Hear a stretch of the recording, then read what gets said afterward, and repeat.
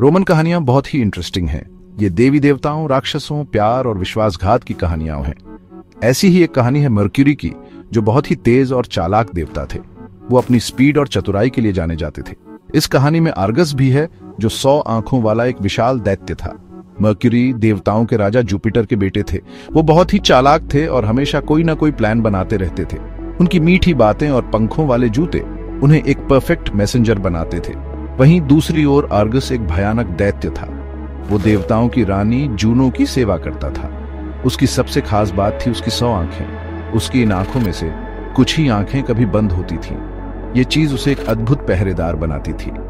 Mercury और Argus की कहानी बुद्धि और बल की लड़ाई का एक बहुत अच्छा उदाहरण है। ये कहानी दिखाती है कि कैसे चालाकी ताकत पर भारी पड़ती है। ये कहानी जलन, छल और दैवीय क्रोध के परिणामों को भी एक्सप्लोर करती है। जुपिटर, भले ही वो देवताओं के राजा थे, अपने बहुत से अफेयर्स के लिए जाने जाते थे। एक दिन उनकी नजर खूबसूरत अप्सरा आइयो पर पड़ी। वो तुरंत ही आइयो पर मोहित हो गए। हालांकि जुपिटर जानते थे कि अगर उनकी पत्नी जूनो को इस बारे में पता चला तो वो बहुत गुस्सा होंगी। अपनी बेवफाई छुपाने के लिए जुपिटर ने पूरी धरती को घने बादलों से ढक दिया।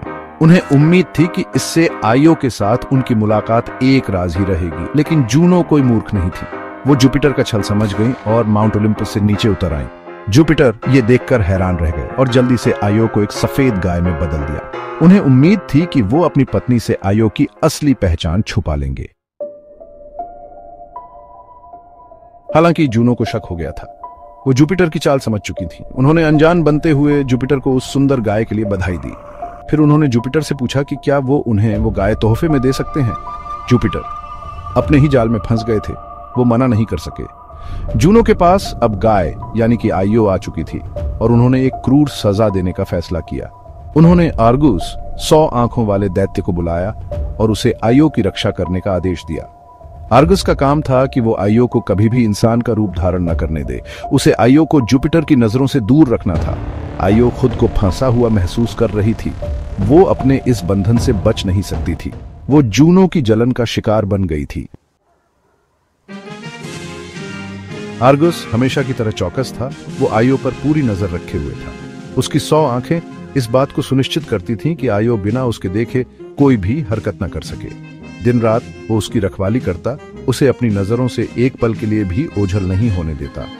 आइयो गाय के रूप में फंसकर चुपचाप तकलीफ सह रही थी। उसे अपनी आजादी, अपनी आवाज, अपनी इंसानी जिंदगी की याद आ रही थी। वो जुपिटर के पास जाना चाहती थी, लेकिन जूनो की क्रोधित योजना ने उन्हें एक दूसरे से दूर कर दिया था। एक दिन जुपिटर ने अपनी प्यारी आइयो को इस दयनीय स्थिति में देखा। उन्हें बहुत पछतावा हुआ और उन्होंने आइयो को जूनो के चंगुल से छुड़ाने का फैसला कर लिया। वो जानते थे कि उन्हें जूनो और हमेशा चौकस रहने वाले आर्गस दोनों को चकमा देने के लिए एक चालाक योजना बनानी होगी।